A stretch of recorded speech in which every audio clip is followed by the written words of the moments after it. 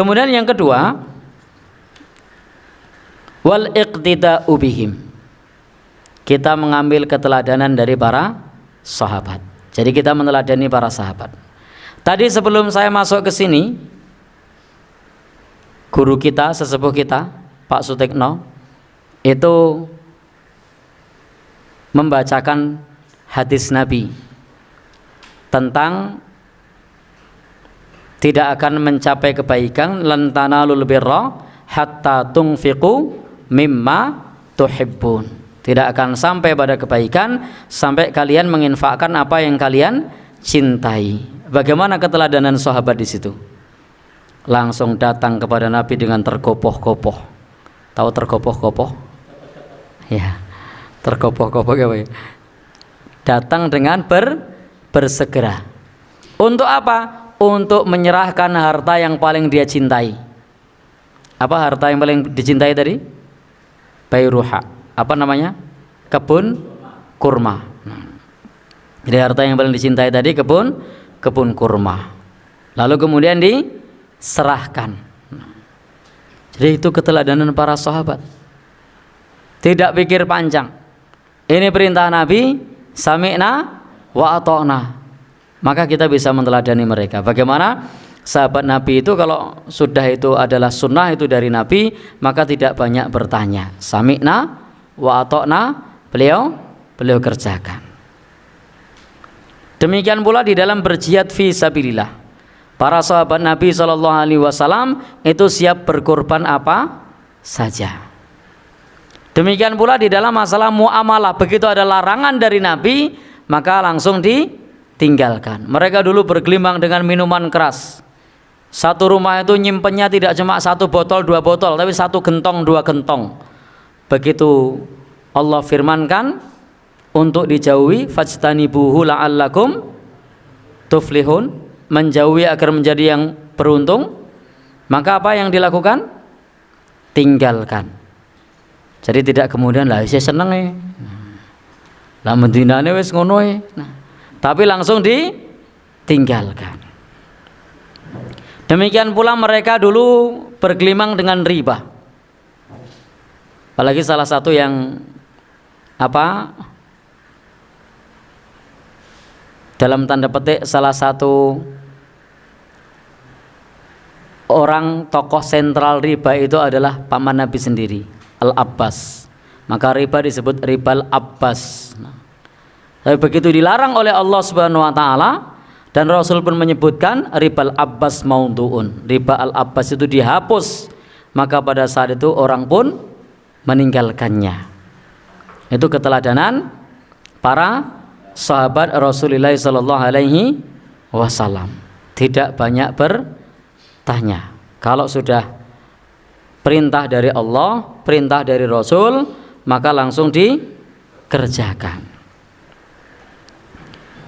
Baik, Bapak dan Ibu-ibu yang berbahagia yang dirahmati Allah Subhanahu wa taala, di dalam hal yang lain pun seperti itu. Dalam perkara-perkara yang lain pun seperti itu. Mereka adalah orang-orang yang sangat bersemangat untuk meneladani Nabi Shallallahu Alaihi Wasallam, dan kita hendaknya mengambil keteladanan dari Nabi dan para sahabat, wal iqtida'u bihim, mengambil teladan dari mereka. Allah berfirman, wa may yushaqiqir rasul min ba'di ma tabayyana lahul huda wa yattabi' ghaira sabilil mu'minina nuwallihi ma tawalla wa nuslihi jahannam wa sa'at masira. Surat An-Nisa 115. Dan barang siapa yang menentang Rasul sesudah jelas kebenaran baginya, Allah berfirman, wa may yushaqiqir rasul mim ba'di ma tabayyana lahul huda. Barang siapa yang menentang Rasul sesudah jelas kebenaran baginya dan mengikuti jalan yang bukan jalan orang beriman, yakni wa yattabi' ghaira sabilil mu'minin, mengikuti jalan selain jalan orang yang beriman. Nuwallihi ma tawalla, kami biarkan ia luasa terhadap kesesatan yang telah ia usahakan. Wa nuslihi jahannam, dan Allah masukkan ke dalam api neraka Jahannam, wa sa'at masira, dan itulah seburuk-buruk tempat kembali. Inilah ayat ancaman bagi orang-orang yang menentang sunnah Rasul Sallallahu Alaihi Wasallam. Jadi kalau ketika kita menentang anjuran dari Rasul, maka Allah sebutkan apa? Wa nuslihi jahannam. Kami masukkan ke dalam api neraka jahannam wa sa'at masira. Maka wajib bagi kita untuk senantiasa mengikuti bimbingan Nabi, bukan malah sebaliknya. Dan sabda Nabi Shallallahu Alaihi Wasallam, innahu may ya'ish minkum fasayara ikhtilafan katsira. Sesungguhnya barang siapa dari kalian yang hidup sesudah aku wafat, maka akan melihat perselisihan yang banyak. Fa'alaikum bisunnati, maka hendaknya kalian berpegang teguh kepada sunnahku, wa sunnatil khulafa'ir rasyidin, dan sunnah khulafa'ir rasyidin. Nabi menyebut nanti akan ada banyak perselisihan, maka hendaknya kita, solusinya bagaimana kalau banyak perselisihan? Ikuti sunnah Nabi. Jadi kalau banyak perselisihan, ikuti sunnah Nabi. Apa kata dalil, itu yang kita ikuti. Karena perintahnya adalah fa'alaikum bisunnati, hendaknya kalian mengikuti sunnahku. Wa sunnatil khulafa'ir rasyidin, termasuk sunnah adalah yang dikerjakan oleh khulafa'ir rasyidin. Maka yang dikerjakan khulafa'ir rasyidin itu bukan bid'ah, itu termasuk sunnah. Contohnya apa yang dikerjakan khulafa'ir rasyidin yang di zaman Nabi tidak ada? Ya, zaman Nabi tidak ada, tapi khulafa'ir rasyidin mengerjakan. Itu termasuk sunnah, namanya sunnah khulafa'ir rasyidin. Ada? Udah nemu belum contohnya? Ya, azan 2 kali di hari Jumat. Itu azannya sahabat Utsman. Itu bukan bid'ah, karena Nabi sudah merekomendasikan. Salah satunya apa? Sunnah khulafa'ur rasyidin. Apa lagi? Taraweh 23 rakaat sudah plus witir nih ya. Itu bid'ah bukan? Bukan. Karena itu dikerjakan khulafa'ur rasyidin. Kalau Rasul memang maka yazidu fi Ramadan wala siwah, tidak pernah menambah di bulan Ramadan maupun yang lainnya melebihi 11 rakaat. Tetapi kalau khulafa'ur rasyidin, khususnya adalah sahabat Umar, berapa? 20 plus witir 23. Maka yang dikerjakan itu bukan bid'ah, karena Nabi sudah menyebut hendaknya kalian mengikuti sunnahku. Demikian pula sunnah khulafa'ur rasyidin. Ada lagi yang dikerjakan khulafa'ur rasyidin? Ya? Oh, sudah zaman Nabi itu. Adzan subuh 2 kali itu sudah di zaman Nabi Shallallahu Alaihi Wasallam. Sudah nemu lagi belum? Apa? Mushaf, ya betul. Di zaman Nabi itu belum ada mushaf. Masih apa namanya? Ada yang di pelepah kurma, ada yang di kulit, ada yang di tulang, ada yang di batu. Baru dibukukan. Maka mushaf yang terkenal itu Rasm Utsmani. Ya. Karena waktu itu di zaman Khalifah Utsman. Nah, jadi pembukuan Al-Qur'an itu bukan bid'ah, dikerjakan oleh khulafa'ur rasyidin. Masih nemu lagi? Apa yang lain?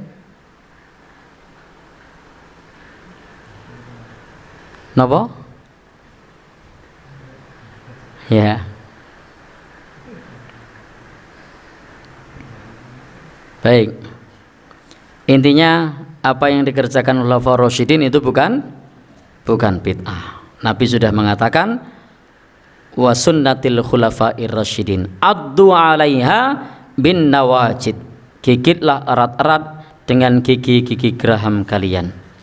Jadi diminta menggigit erat-erat dengan gigi-gigi geraham kalian. Kenapa disebut gigi geraham? Karena itu gigi yang paling kuat, itu gigi geraham. Kalau teman-teman misalnya ada buah yang cukup keras, atau mungkin kalau zaman saya kecil dulu itu ada salah satu jajanan yang terbuat dari ubi sekotelo, di kotak-kotak itu digoreng. Nek lagu ngarani mbiyen batako. Ya, apa namanya itu?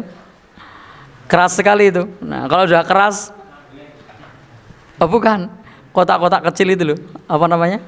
Mas Tarti mungkin tahu sih, Sobo Pasar. Sama Mas Slamet. Apa namanya? Ya. Balok. Ya? Balok ya? Saya ngarani bataku. Karena memang keras. Ya itu pakainya gigi geraham. Kalau pakai gigi depan itu tidak kuat itu. Kletak begitu. Baik. Itu penggemarnya ya anak-anak itu. Kalau orang tua sudah menyerah. Demikian pula sabda Nabi yang lain, hiya ma ana alaihil yaum wa ashabi, yaitu apa-apa yang pada hari ini aku dan para sahabatku berada di atasnya. Nah, jadi perintah untuk komitmen di situ. Maka sahabat Ibnu Mas'ud mengatakan, barang siapa di antara kamu ingin mengambil keteladanan, maka hendaknya mengambil keteladanan dari para sahabat Nabi Muhammad sallallahu alaihi wasallam. Itu kata sahabat Ibnu Mas'ud. Kalau mau cari keteladanan dari para sahabat, bukan dari yang lain. Sebab mereka adalah orang-orang yang hatinya baik, ilmunya mendalam. Jadi mereka para sahabat itu orang-orang yang hatinya baik dan ilmunya mendalam. Dan mereka adalah suatu kaum yang Allah pilih untuk dijadikan sebagai sahabat Nabi. Maka dari itu keutamaan mereka adalah hendaknya kita mengikuti jejak-jejak mereka, sebab mereka di atas petunjuk yang lurus, kata sahabat Ibnu Mas'ud.